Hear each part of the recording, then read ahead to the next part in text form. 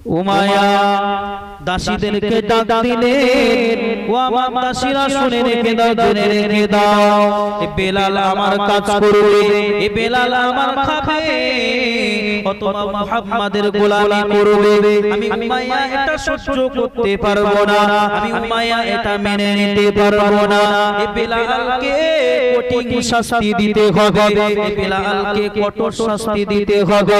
বেলালকে বলা হলো, এ বেলাল ইসলাম ছেড়ে দাও, ইসলাম ছেড়ে দাও, ইসলাম যদি না ছাড়ো তোমার কঠিনতম শাস্তি হবে। উমাইয়া দাসীদেরকে বলতে লাগলে, এ আমার দাসীরা চলে এসো, চলে এসো, বেলালকে ধরো, বেলালকে ধরো। উমাইয়া চাবুক হাতে নিলেন, বেলাল রাদিয়াল্লাহু তাআলা আনহুকে মারতে লাগলেন, আঘাত করতে লাগলেন, উমাইয়া মারতে লাগলেন। বেলাল চিৎকার করতে লেগেছেন, বেলালের চোখ দিয়ে টপকে টপকে টপকে টপকে পানি পড়তে শুরু হয়ে গেল। ও বাবাজি ভাইরা, বেলাল রাদিয়াল্লাহু তাআলা আনহুকে এত মার মারছেন, উমাইয়া মারতে মারতে মারতে মারতে উমাইয়া হাঁপিয়ে গেছে। এমন তো অবস্থায় উমাইয়া চাবুক আর চালাতে পারে না, চাবুক চালাতে পারে না। হাত যদি ব্যথা হয়ে যায়, চাবুক কেমন ভাবে চালাবে? ক্লান্ত হয়ে গিয়েছে উমাইয়া, ক্লান্ত হয়ে গিয়েছে, চাবুক চালাতে পারে না।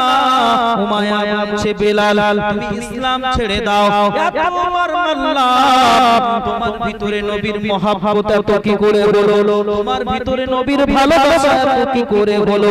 আমি বুঝতে পারছি না। তুমি আমার কাছে কাজ করলে, আমার কাছে কাজ করবে, আর মুহাম্মাদের গুণগান গাইবে, আল্লাহর কালেমা পড়বে। আমি উমাইয়া সহ্য করতে পারবো না, আমি উমাইয়া মেনে নিতে পারবো না।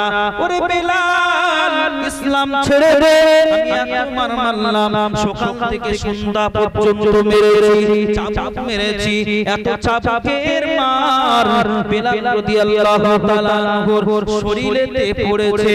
বেলাল রাদিয়াল্লাহু তাআলা আনহুর শরীরটা ফেটে রক্ত রক্ত বাহির হতে শুরু হয়ে গেল। উমাইয়া বলে, বেলাল, ও বেলাল ইসলাম ছেড়ে দাও, বেলাল এখনো তোমার সুযোগ আছে। আমি উমাইয়া এত মার মেরেছি, আমি উমাইয়া আমার মনে দয়া হয়, আমার মনে মায়া হয়। ওরে বেলাল ইসলাম ছেড়ে দে, আমি উমাইয়া তোর সব মাফ করে দেব। বেলাল বলল, উমাইয়া এ মনিবের বেটা মনিব, শুনে রেখে দে, জেনে রেখে দে, আমি বেলাল আমার জীবনের ভিতরে, আমার শরীরের ভিতরে এক বিন্দু রক্ত থাকা পর্যন্ত আমি বেলাল ইসলাম ছাড়তে পারি না। আর একটু জোরে বলুন সুবহানাল্লাহ। ওই জন্য নবী বলেছেন, মান আলাইহি ওয়া আসহাবিহি, আমার সাহাবা, অসংখ্য সাহাবা আছে, আমার যে কোন সাহাবার ভিতর থেকে আমার যদি কোন উম্মতে একটা সাহাবাকে অনুসরণ করে চলে, আমি নবী জানিয়ে দিলাম আমার ওই উম্মতি জান্নাতি, জান্নাতি। একটু জোরে বলুন না সুবহানাল্লাহ। উমাইয়া বলে, বেলাল, এ বেলাল ইসলাম ছেড়ে দে, বেলাল কলেমা ছেড়ে দে, কলেমা ছেড়ে দে।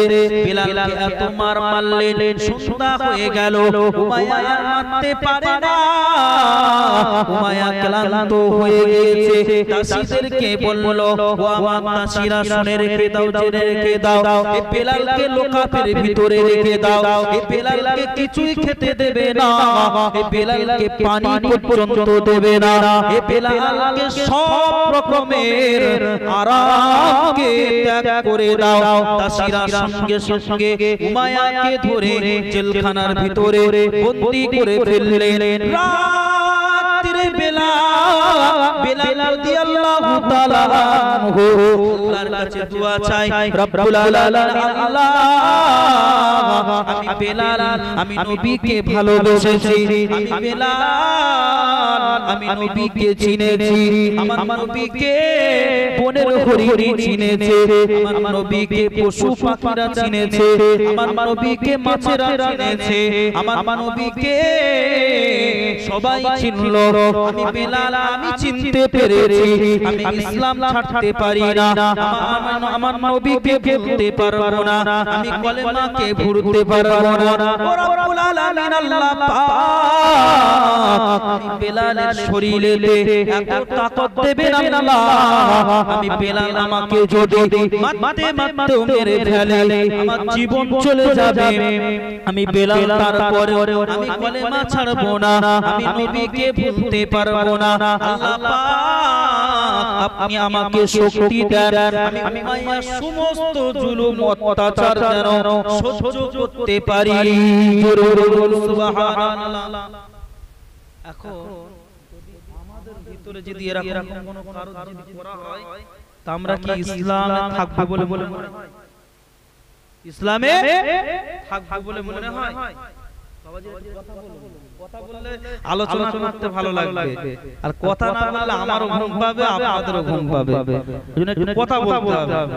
হ্যাঁ না না এই দুটোর ভিতরে একটা বললে আমি বুঝে নেব। আলোচনা ভালো লাগছে তো নাকি? তো বেলাল রাদিয়াল্লাহু তাআলা আনহু মতন যদি আমাদেরকে যদি এরকম চাপে পড়তে হয় তা আমাদের ইসলামের ভিতরে আমরা থাকবো বলে মনে হয়? আমার তো মনে হয় আমরা থাকতে পারবো না, আমার মনে হয় আমরা থাকতে পারবো না ইসলামের ভিতরে। কিন্তু এখন আমাদের ভিতরে ঈমান আছে, নবীর ভালোবাসা আছে। লা ইউমিনু আহাদুকুম হাত্তা আকুনা হাব্বা ইলাইহি মিন ওয়ালিদিহি ওয়া ওয়ালাদিহি ওয়ান নাসি আজমাইন। আমার নবী জানিয়েছেন আমাকে ভালোবাসতে হবে, সবার থেকে বেশি ভালোবাসতে হবে। এখন আমরা নবীকে ভালোবাসি, নবীকে মহব্বত করি, অবশ্যই আমরা ভালোবাসি। যদি বলেন কেন? আজকে যদি নবীকে যদি না ভালোবাসা হতো তাহলে এই গত কয়েকদিন আগে, কেউ কেউ জানেন কি জানেন না আমার অতটা জানা নেই, তো গত কয়েকদিন আগে দিল্লিতে এক সাধু পণ্ডিত বাবা নবীর সম্মানে আঘাত দিয়েছিল কথার দ্বারা, নবী সম্পর্কে আমাদের নেতা সম্পর্কে বাজে কটূক্তি করেছিল। তো এই করার কারণে এক আল্লাহর বান্দা নবীর মহব্বতের উম্মতের ডাকে লক্ষ লক্ষ মানুষ সারা দিয়ে গোটা শহরটাকে অচল করে দিয়েছিল। জোরে বলুন সুবহানাল্লাহ। এই যে মুম্বাইয়ের জমিনেতে, ভারতবর্ষের জমিনেতে, হিন্দুস্তানের জমিনেতে এই যে মুসলমানরা একত্রিত হয়ে নবীর সম্মান নিয়ে যে যারা কটূক্তি করেছিল তাদের বিরুদ্ধে যে এই মুসলমানরা সজাগ হয়ে আন্দোলন করেছে, রাস্তায় গাড়ির বহর লাগিয়ে দিয়েছে, এই হিন্দুস্তানের জমিনেতে মুসলমানরা আরো 5 বছর অক্সিজেন পেয়ে গেল। জোরে বলুন সুবহানাল্লাহ। নারায়ে তাকবীর। এই যে তারা যে আন্দোলন করেছে, এই আন্দোলনের কারণে আজ হিন্দুস্তানের জমিনেতে মুসলমানদের 5 বছর আরো আয়ু বেড়ে গেছে, মানে আরো দাপাতে পারবে, আরো এরা কথা বলতে পারবে, এদের আরো ক্ষমতা বেড়ে গিয়েছে। সবাই থরথর করে কেঁপে গিয়েছে, সে বাবা গ্রেফতার হয়ে গিয়েছে। জোরে বলুন সুবহানাল্লাহ। আমার নবীর সম্মান নিয়ে অত ছেলে খেলা বললে হবে না। আমার নবী সবার থেকে আলাদা। একজন কিতাব লিখেছেন 100 মনীষীর জীবনী, তিনি জীবনী সবার লিখেছেন কিন্তু সবার সম্পর্কে পড়েছেন। পড়ার পরে তানার ব্রেনে আসলো, এত গভীর চিন্তার পরে আসলো যে 1 নম্বর কাকে দেওয়া যায়। তো আমার নবীকে, বিশ্ব নবীকে, সরকার তো আলমকে তিনি 1 নম্বর করেছিলেন। জোরে বলুন সুবহানাল্লাহ। তাহলে 100 মনীষীর ভিতরে তিনি গবেষণা করে দেখতে পেলেন কারোর ভিতরে আমার নবীর মতন চরিত্র কারোর ভিতরে নেই। জোরে বলুন সুবহানাল্লাহ। তাহলে কি নবী আমরা পেয়েছি? কি নবী আমরা পেয়েছি? কিন্তু নবী পেয়েছি বটে, কিন্তু নবীর সুন্নাত নবীর আখলাক চরিত্র আমাদের ভিতরে নাই, আমাদের ভিতর থেকে উঠে যাচ্ছে, কোরআন উঠে যাচ্ছে, কোরআনের ভালোবাসা উঠে যাচ্ছে, নবীর মহব্বত উঠে যাচ্ছে, সব কিছু আস্তে আস্তে ত্যাগ হয়ে যাচ্ছে। আমরা নবী ভোলা হয়ে যাচ্ছি, আল্লাহ ভোলা হয়ে যাচ্ছি। তো বেলালকে এত মারার পরেও বেলাল বলছে, আল্লাহ তুমি আমার তাকত দিও, আমার শক্তি দিও, যাতে উমাইয়ার জুলুম অত্যাচার যেন আমি সহ্য করতে পারি। তারা কেমন জীবন গঠন করেছিলেন, তারা কেমন জীবনটা গঠন করেছিলেন। ওই জন্য আজকের আমরা ইসলামটা পেয়েছি। আমি শুরুতেই বলেছি একটা আয়াত আর একটা হাদিসের এই দুটো জিনিস দিয়ে আমি আজকের জলসাটা শেষ করব। তারা কেমন ভাবে কষ্ট করে ইসলামটা প্রচার করেছে, ইসলামটার ভিতরে তারা কতটা কষ্ট দিয়েছিল ইসলামের জন্য, তারপরেও তারা ইসলাম ত্যাগ করেন।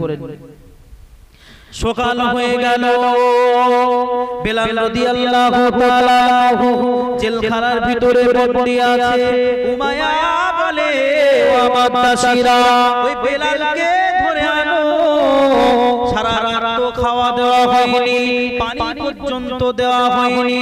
এবার মনে হয় বেলাল আমি উমাইয়া আমাকে মেনে নেবে, আমি উমাইয়া আমার দেব-দেবীর পূজা করবে, আল্লাহকে ভুলে যাবে, কোরআনকে ভুলে যাবে, নবীকে ভুলে যাবে। বেলালকে বের করা হলো, বেলালকে বের করা হলো। বেলাল রাদিয়াল্লাহু তাআলা আনহুকে উত্তপ্ত গরম বালুর উপরে বেলাল রাদিয়াল্লাহু তাআলা আনহুকে তাপ করানো হলো। উমাইয়া বলতে লাগলো, এ বেলাল, বেলাল শুনে রেখে দাও, জেনে রেখে দাও, সারা রাত তুমি কিছুই খেতে পেরে না, পানি পর্যন্ত পেরে না। এখন তোমার ভিতরে ইসলামের ভালোবাসা আছে, এখন তোমার ভিতরে ইসলামের মহব্বত আছে। ও বাবাজি ভাইরা, ইসলামের মহব্বতের কথা যখন জিজ্ঞাসা করছে, বেলাল রাদিয়াল্লাহু তাআলা আনহু বলছে, এ মনিবের বেটা মনিব, উমাইয়া শুনে রেখে দে, জেনে রেখে দে, আমি বেলাল, আমি বেলাল, আমি নিয়ত করে নিয়েছি, আমি বেলালকে যতই মারো না কেন আমি ইসলাম ভুলতে পারবো না। ইসলাম ভোলা সম্ভব না, আমি বেলাল ভুলতে পারবো না, কখনোই ভুলতে পারবো না। উমাইয়া আবার চাবুক নিতে শুরু করলেন, আবার মারতে শুরু করলেন, আবার মারতে শুরু করলেন। মারতে মারতে মারতে মারতে উমাইয়া ক্লান্ত হয়ে গেলেন, উমাইয়া ক্লান্ত হয়ে গেলেন, আর মারতে পারে না, শরীর আর চলে না, শরীর আর চলে না, মারতে পারে না, ক্লান্ত হয়ে গিয়েছে। হযরত বেলালের শরীরটা ফেটে গিয়েছে। ও বাবাজি ভাইরা, হযরত বেলালের শরীর দিয়ে রক্তগুলো টপ টপ টপ টপ করে পড়ছে জমিনেতে। উমাইয়া চিন্তা করলেন, একে তো এই করলে হবে না। উমাইয়া লবণ আনলেন, লবণ এনে ঝাল এনে ঝালের গুঁড়া এনে উমাইয়া সেই বেলাল রাদিয়াল্লাহু তাআলা আনহুর শরীরের ভিতরে ছড়াতে লাগলেন। বেলাল কাঁদে, চোখের পানি পড়ে, টপকে টপকে টপকে টপকে পানি পড়ে। বেলাল আল্লাহর কাছে দোয়া চায়, ও রব্বুল আলামিন, আল্লাহ আমি বেলাল ইসলাম কবুল করেছি, আমি বেলাল কলেমা পড়েছি, আমি নবীর ভালোবাসা আমার ভিতরে আছে, যত জুলুম করুক না কেন আমি ইসলাম বেলাল ছাড়তে পারবো না, আমি বেলাল ইসলাম মোটেই ছাড়তে পারবো না। উমাইয়া বলে, বেলাল শুনে রেখে দে, জেনে রেখে দে, এখনো তো সময় আছে, এখনো তো সময় দিচ্ছি, তুই যদি ইসলাম ত্যাগ করে ফেলিস তাহলে আমি তোকে মেনে নেব, তোকে পুনরায় কাজে যুক্ত করাবো। আর যদি ইসলাম যদি না ছাড়িস, তোর উপরে অত্যাচার তো হবে, তোর উপরে জুলুম তো হবে, তোকে আমি ছাড়বো না। আমার দেব দেবীর পূজা কর, তাহলে তো সব ভুল আমি ক্ষমা করে দেব, সব ভুল আমি ক্ষমা করে দেব, তুই যদি আমার দেব দেবীর পূজা করিস। বেলাল বলছে, কখনো সম্ভব না, শরীর কিন্তু ফেটে গিয়েছে, শরীরে চূর্ণ বিচূর্ণ হয়ে গিয়েছে শরীরটা, তারপরেও বেলাল বলছে, না সম্ভব না, আমার নবীকে আমি ভুলতে পারবো না। জোরে বলুন সুবহানাল্লাহ। আমার নবীকে ভোলা সম্ভব না। তুমি আমাকে যতই মারো না কেন, তুমি মুনিবের বেটা মুনিব, তুমি যতই মারবে আমি বেলাল ইসলাম ত্যাগ করা আমার দ্বারা সম্ভব না। আবু জেহেল সয় নাম রাসূলের চরম দুশমন ছিলেন, রাসূলের চরম দুশমন ছিলেন আবু জেহেল। আবু জেহেল উমাইয়ার কাছে আসলেন, এসে বলছে উমাইয়া আমার মার হচ্ছে না, তোমার মার হচ্ছে না, এরকম মানলে কি আর ইসলাম ছাড়ে? কত বড় শয়তান, কত বড় গাদ্দার, কত বড় বেঈমান সে কাফের। আবু জেহেল বলছে উমাইয়া তোমার মার হচ্ছে না।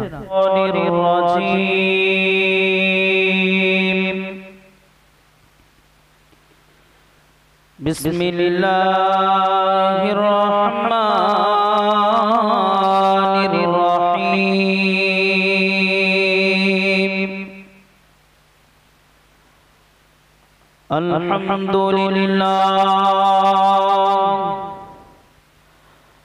আলহামদুলিল্লাহ নাহমাদুহু ওয়া নাস্তাঈনুহু ওয়া নাস্তাগফিরুহু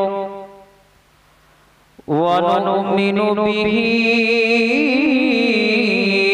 ওয়া নাতাওয়াক্কালু আলাইহি ওয়া নাউযু বিল্লাহি মিন শুরুরি আনফুসিনা ওয়া মিন সাইয়্যাতি আ'মালিনা। মান ইয়াহদিহিল্লাহু ফালা মুদিল্লা লাহু ওয়া মান ইউদ্লিলহু ফালা হাদিয়া লাহু। ওয়া নাশহাদু আল্লা ইলাহা ইল্লাল্লাহু ওয়াহদাহু লা শারীকা লাহু ওয়া নাশহাদু আন্না সাইয়্যিদানা ওয়া মাওলানা মুহাম্মাদান আবদুহু ওয়া রাসূলুহু আল্লাযী আরসালা বিল হাক্কি বাশীরান ওয়া নাযীরা ওয়া দা'iয়ান ইলাল্লাহি বিইذনিহি ওয়া সিরাজাম মুনীরা।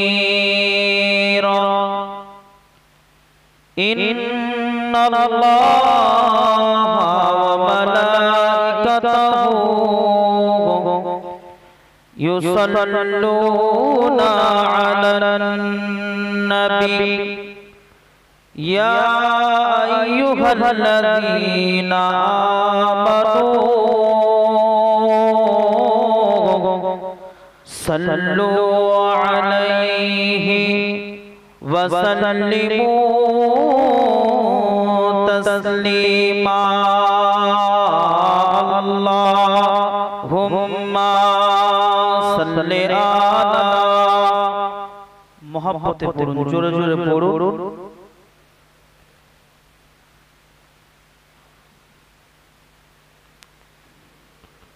দুরূদ শরীফ আল্লাহুম্মা সাল্লি আলা।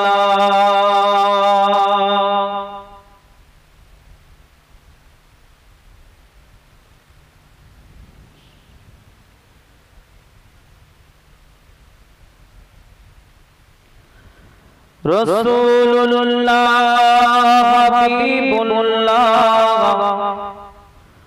রাসূলুল্লাহ হাবিবুল্লাহ, এ যে প্যারা নাম,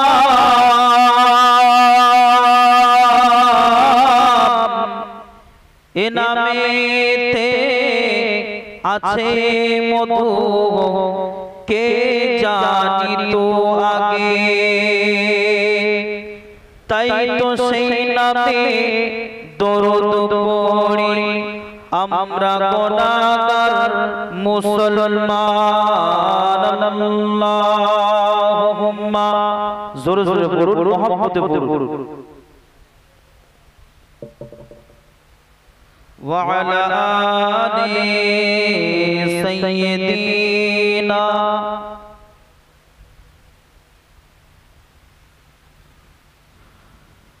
কাবা কিবলা আমার কাবা আমার কিবলা আমার ওগো কাবার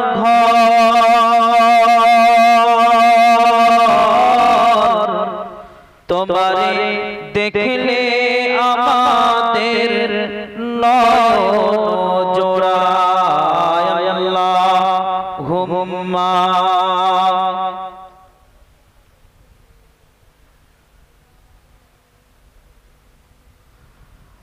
وعلى آل سيدنا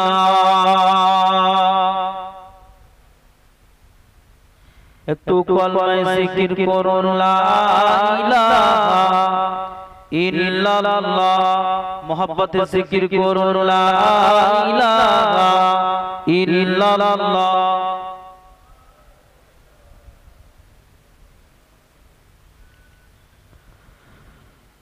কলেমা হবে সঙ্গের সাথী কলেমা হবে গোরের বাতি কলেমা ছাড়া নেই গতি পড়ো কালেমা দিবারাতি লা ইলাহা ইল্লাল্লাহ লা ইলাহা ইল্লাল্লাহ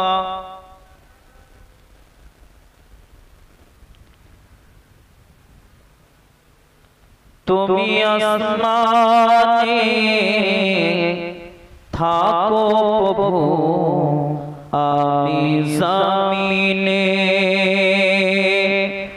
তবু তোমারি প্রেম জমে হৃদয় গহীনে তুমি আসমানে থাকো প্রভু আমি জমিনে তবু তোমারি প্রেম জমে হৃদয় গহীনে আমি তোমারি গোলাম গো আমি তোমারি গোলাম গো অন্য কারণ আলিমুল গায়ব তুমি মালিক রহমান সকলে বলে আল্লাহু আল্লাহু আল্লাহ মহব্বতে পড়ুন আল্লাহর নাম নিলে আল্লাহ রাজি হবে আল্লাহ খুশি হবে আমাদের উপরে আল্লাহু আল্লাহু আল্লাহ তুমি আসমানে থাকো প্রভু আমি জমিনে লা ইলাহা ইল্লাল্লাহ লা ইলাহা ইল্লাল্লাহ মুহাম্মাদুর রাসূলুল্লাহ সাল্লাল্লাহু আলাইহি ওয়াসাল্লাম وقال الله تعالى في كلامه المجيد والفرقان الحميد ما أنا عليه وأصحابه أو كما قال عليه الصلاة والسلام وما خلقت الجن والإنس إلا ليعبدون সাদাকাল্লাহুল আযীম।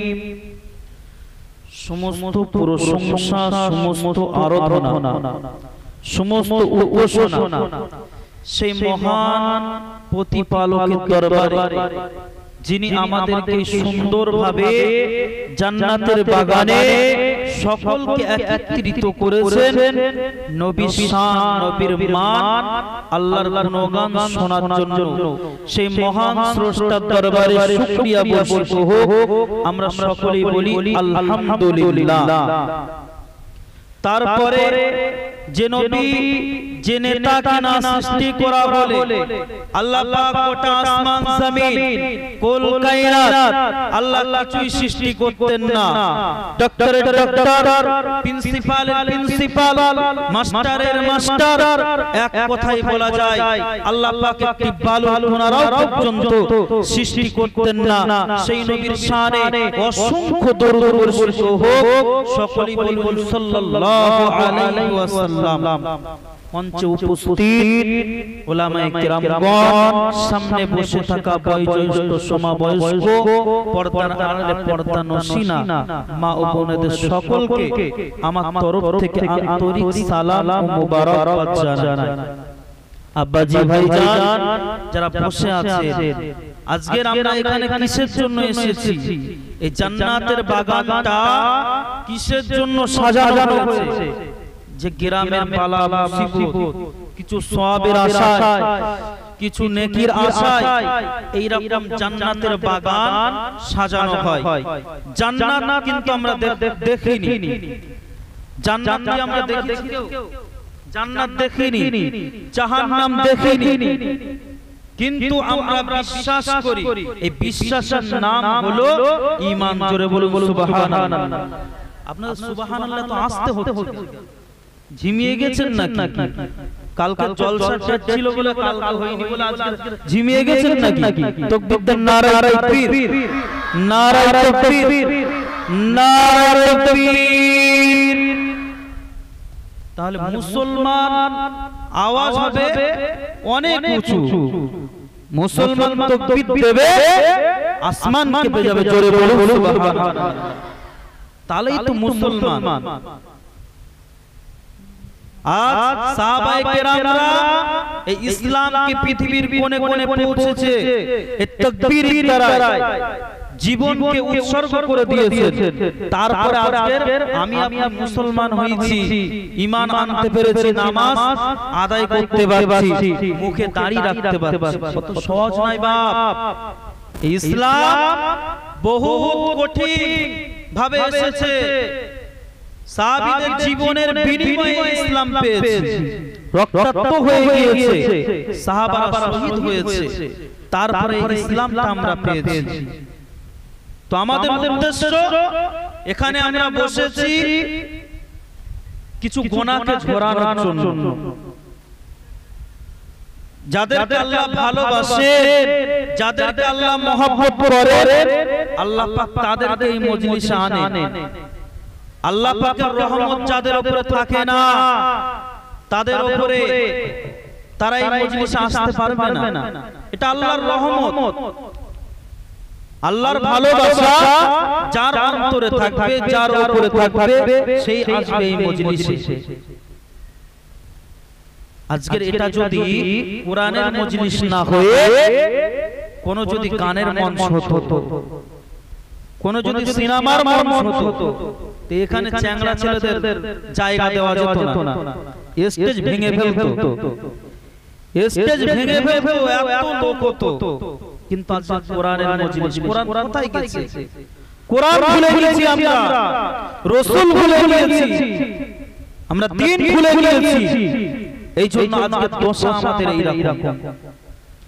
রাসূল বলেছেন মা আনা আলাইহি ওয়া আসহাবিহি। আমি দুটো একটা হাদিস রেখেছি আপনাদের সামনে, আর একটা কোরআনের আয়াত পেশ করেছি। এই দুটোর দ্বারা আমি জলসা শেষ করে দেব আজকে। একটা হাদিস আর একটা কোরআনের আয়াত আপনাদের সামনে বলেছি। এই আয়াত আর এই হাদিস দিয়ে আমি আজকে ওয়াজ করব শেষ পর্যন্ত।